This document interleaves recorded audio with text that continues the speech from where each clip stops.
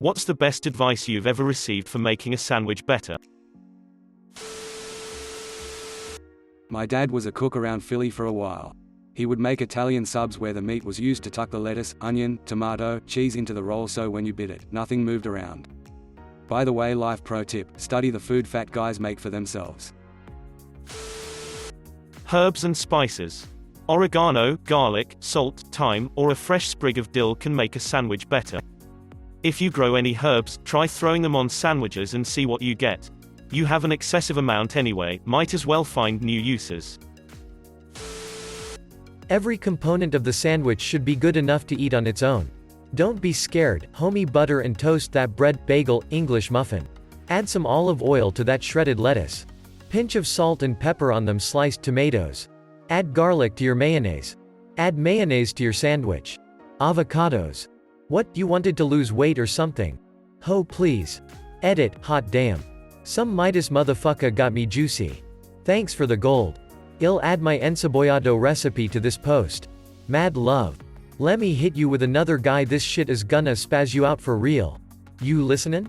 Get a small red onion ready and cut that in half. Then cut that shit thin. I dunno if that's against the grain, but what you want is thin halfrings, feel? Put that shit in a bowl. Sprinkle a pinch of some salt, pour some olive oil to get it wet, and then squeeze the juice of a small lime. Mix that shit up. Wait about 30 minutes. The mixture should be pink and wet, I mean juicy baby. It should look vulgar, my bro feel? Pee-pee poppin' wheelies feel? This is gonna be the game changer for yo ham and cheese sandwich. Peace. Lightly toast the bread. When making a sandwich with avocado, don't cut the fruit into slices and place it on the sandwich. Mash up the green stuff and treat it like a spread. Bonus points when you add a shake of salt and pepper. Also, if you're making a BLT, always toast the bread, add a fried egg and avocado. I love a BLEAT. You gotta slather that peanut butter and jelly on there really thick. My drunk uncle. I never really received it, but learned it over the years. Never let the meat on the sandwich lie flat. Get thin cut slices at the deli, and crumple them up on your sandwich.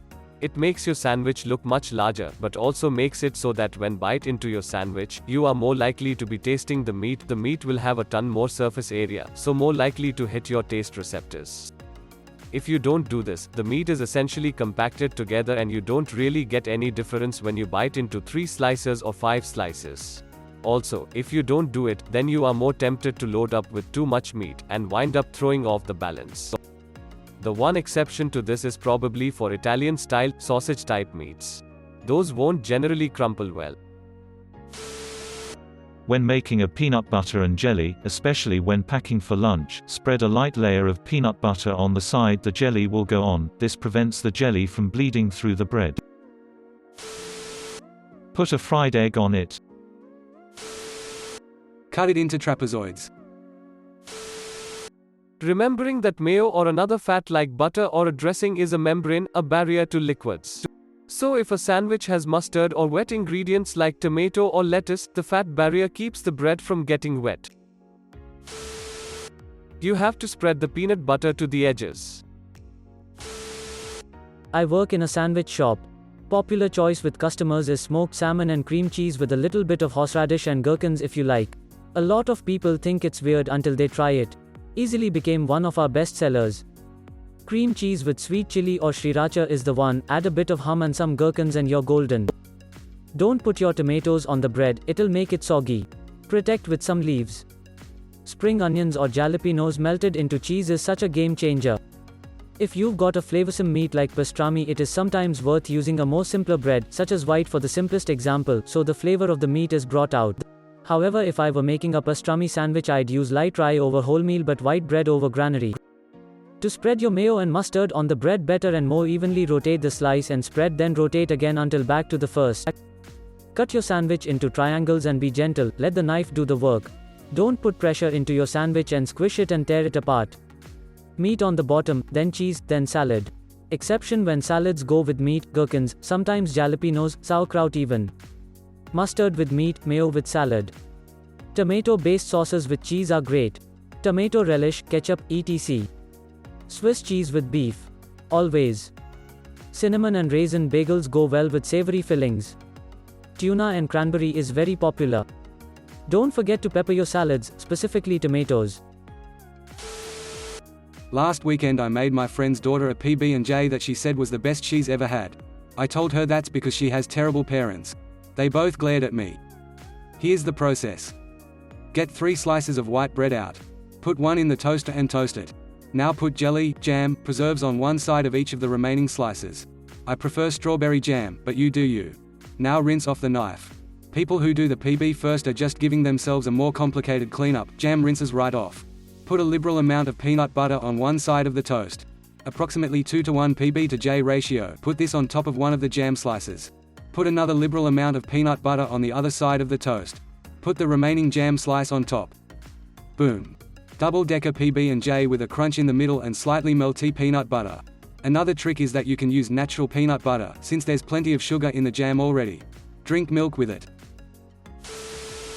I make a lot of grilled sandwiches, and for years I would butter the bread with a knife before putting it in the hot pan. When the butter was cold, that is super annoying to do. And then I realized, WTF, why am I doing this? Just put a pad of butter in the hot pan, and as soon as it melts, drop the sandwich on it. It's the same fucking thing without the hassle or risk of tearing your bread up. Also, sprinkle a little garlic powder on the melted butter right before dropping the sandwich in is usually a given. Edit, like 80 people telling me to use mayo. Sure, I'll try that, but can you stop spamming me telling me to use mayo? Wait, that is not a wise thing to say on here, is it? Uh-oh. Edit 2, another 80 people telling me to leave my butter out. I do. Usually, but sometimes after using the last of it I forget to set out another stick. Also, my old house had very little counter space, so I kept the butter in the refrigerator just because I wanted the counter as clear as possible. Cut it into triangles instead of rectangles. In my sleep-deprived state I read this as making a sandwich feel better and had so many questions. Why are the sandwiches sad? What can I do to make them feel better? Have someone else make it, if possible. Seriously. There was a study or something, no, I don't have the source, that proved that sandwiches taste better when someone else makes them because you're not smelling all the ingredients and becoming desensitized to them. Or something to that effect. For Italian combos, warm the hero bread, use balsamic vinegar instead of red vinegar, throw on some fresh basil leaves over the tomatoes, sprinkle with a good grated Parmesan Reggiano cheese and oregano. Oh yeah, some banana peppers or sweet red peppers is fucking great on top also. If I'm making it at home, I also like to put on real mozzarella instead of provolone sometimes. As a food production worker, the way I make the sandies are as follow: bread, cheese, 4 slice of meat folded over, ham, turkey, roast beef etc, 2 slice fresh sliced tomato, green leaf to cover the bread area, place into packaging with a mayo packet and mustard packet label and send it to the store. I also like to talk to the food, telling it how happy they are going to make someone. Get compliments on my work every day, and I just think to self, I just made a flipping sandwich. I went to culinary school to make sandwiches, seriously FML. Pesto. Toast it or grill it after assembling and before eating. Pepper the tomatoes. The first step towards making a great sandwich is starting with a great foundation. Bread is the foundation of a sandwich. Therefore, great bread is the first step towards a great sandwich.